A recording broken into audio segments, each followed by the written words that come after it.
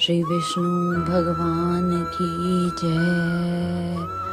आंवला नवमी। कार्तिक मास की शुक्ल पक्ष की नवमी को आंवला नवमी कहते हैं। जैसे नाम से पता चलता है कि इस दिन आंवला वृक्ष का पूजन होता है। विधान: प्रातः स्नान करके शुद्ध आत्मा से आंवले के वृक्ष के नीचे पूर्व दिशा में बैठकर पूजन करना चाहिए। पूजन के बाद उसकी जड़ में दूध देना चाहिए। इसके बाद पेड़ के चारों ओर कच्चा धागा बांधना चाहिए। कपूर, बाती या शुद्ध घी की बाती से आरती करते हुए 7 बार परिक्रमा करनी चाहिए। इसके बाद पेड़ के नीचे ब्राह्मण को भोजन कराकर दान दक्षिणा देनी चाहिए। पहली कथा: काशी नगरी में एक निसंतान धर्मात्मा तथा दानी वैश्य रहता था।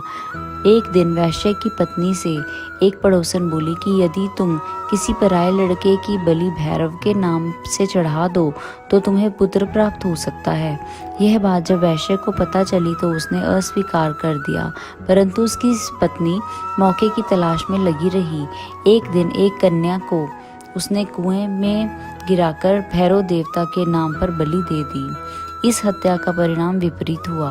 लाभ की जगह उसके बदन में कोढ़ हो गया। लड़की की प्रेतात्मा उसे सताने लगी।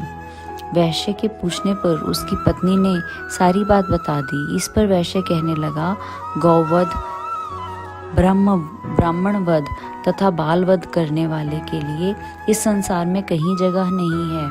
इसलिए तू गंगा तट पर जाकर भगवान का भजन कर तथा गंगा में स्नान कर, तभी तू इस कष्ट से छुटकारा पा सकती है।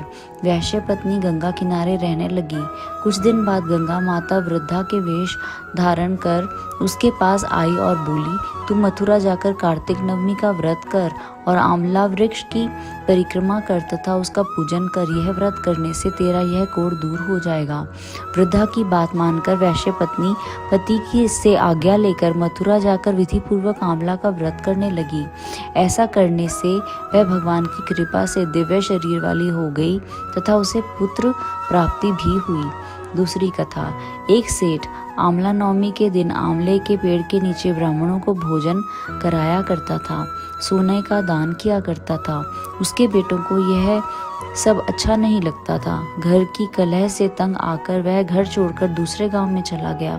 उसने वहां जीवन यापन के लिए एक दुकान कर ली। उसने दुकान के आगे एक आंवले का पेड़ लगाया। उसकी दुकान खूब चलने लगी। वह यहाँ भी आंवला नवमी का व्रत करने लगा तथा ब्राह्मणों को भोजन तथा दान का कार्यक्रम चालू रखा। बेटों का कार्य ठप हो गया।